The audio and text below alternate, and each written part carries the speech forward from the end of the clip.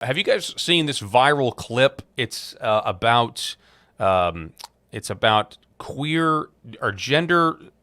It's called queer theory. That's right. So it's queer theory Jeopardy, and I know that sounds. Well, what is that? Well, within the LGBT movement, there have been so-called philosophers in past that have theorized about gender and have theorized about sexual fluidity, I guess, and they're basically kind of the founders of this movement. Well, there's a professor by the name of Derek Jensen who decided to play Jeopardy with his students and highlighting that every queer theory philosopher at one point or another has argued for decriminalizing pedophilia. It's gone viral, and that's one of the reasons why it's gone viral. We're going to listen to this clip, and the student reaction in the classroom is one of swearing, cursing, four-letter words. So be warned, if you have young children, you may not want them to know this.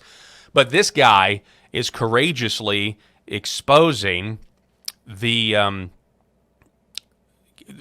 exposing these people in their own words and just laying it in front of students, and all they can say is, "You're a homophobe for bringing it up." Take a listen.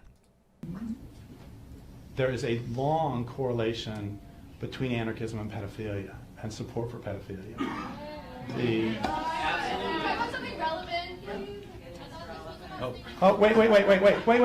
That's a beautiful line. Thank you so much for asking. How about something relevant? I've been talking about rape culture all day, and pedophilia and the support of pedophilia is not rape culture? Actually, it seems you're acting like this is a spurious connection. So we're going to play Jeopardy. We're going to play queer theory. We're going to play queer theory pedophilia Jeopardy. Okay, answer. Commonly called the godfather of queer theory. Who is Foucault? Who is Foucault? I got it. Okay, 100 points. Foucault. Another way to ask this is, who argued? No, I guess the answer would be argued for the eradication of age of consent laws, as in down to infants. Who is Foucault? Thank you. Okay, next one. All right, now, so there are some students that appear to be good with this. The classroom maybe kind of appears to be divided. There are some students who are agreeing that the professor is bringing this up, that this is where their thought leads. It starts with, just like it started with, well, it's just two guys that want to get married, that's all they want. Clearly, that's not the case. Clearly, we can see a gradation or slippery slope, if you will, to where we are now. But back to this. This is fascinating. This is a courageous professor, and we need to highlight people like this because where are they now, right?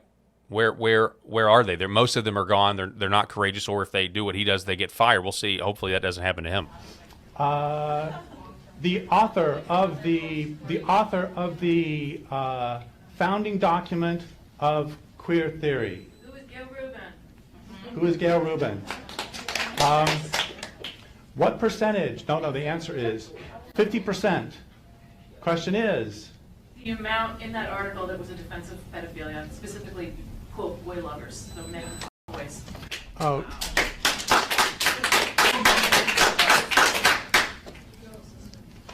And since you're not believing me, quote, this is in the founding document of queer theory.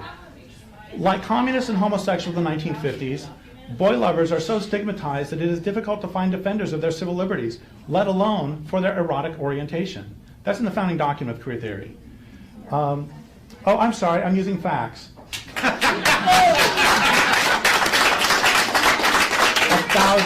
thousand apologies. One must never let facts in the way. Oh, and she also compared, by the way, she compared pedophilia to a preference for spicy food. The thing is, I have never heard of anyone who has to have years of therapy because they ate hot and sour soup.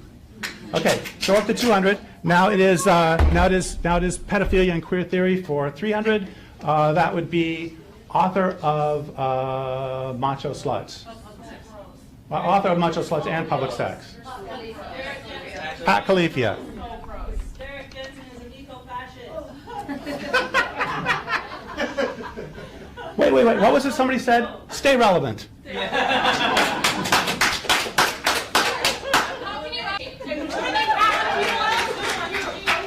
Okay, let's talk about Pat Califia. Why don't you respond? Because we can't Respond. Transpo. Strong. Okay, here's something from one of Pat Califia's books. You know, it's really interesting. It's really interesting that when I actually start talking about the relationship between queer theory and anarchism and pedophilia, that it becomes, they really want to shut me up now. Okay, so here's Pat Califia. Pat Califia. Oh, wait, just a second. I was accused of homophobia because I am against pedophilia. Who is it who actually makes the connections between that? Okay, here's something by Pat Califia. Pat Califia has written, any child old enough to decide whether or not she or he wants to eat spinach, play with trucks, or wear shoes is old enough to decide whether or not she wants to run around naked in the sun, masturbate, sit in someone's lap, or engage in sexual activity, by which she does not mean play doctor, she means with adults. She's very clear about that because she also says that pedophiles should be more and not less invested in children's lives. Okay, so we're at 300. 400 is the most famous queer theorist of today. Answer. No, it is not Judith Butler. It's who is Judith Butler?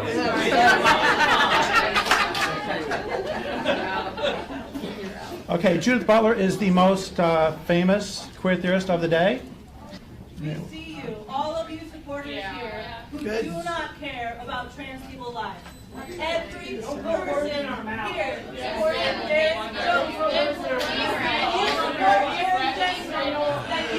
Okay. Here's a great quote from Judith Butler. That's not an argument, that's a bumper sticker. Are you supporting them? Okay, so Judith Butler wrote, so I keep adding this qualification. When incest is a violation, suggesting I think there may be occasions in which it's not. Why would I talk that way? Well, I do think that there are probably forms of incest that are not necessarily traumatic, and which gain their traumatic character by virtue of the consciousness of social stain that they produce. Yeah, that's Judith Butler. That's one of the queer heroes. Okay, now we have for 500 we have the last one in the queer theory and pedophilia. The answer is queer theorist who has spoken out strongly against pedophilia. Zero. Who is no one? Not a single one. Because the entire thing is based on transgressing. Yeah, I know, dear. Oh my goodness! I told you, I warned you of the language there. That last one for 500. Again, that was queer theory, pedophilia, Jeopardy. I didn't think I would be saying those words when I woke up this morning. That's Professor Derek Jensen. You could hear the classroom divided. People just don't want to hear the truth. But the last one, number 500, number of queer theory, philosophers who didn't advocate for pedophilia. Zero. Unbelievable. And so this is why, and I'll just take this right here, and we can shift it to what is Arkansas doing? What has Arkansas done? Well, Arkansas is trying to fight this.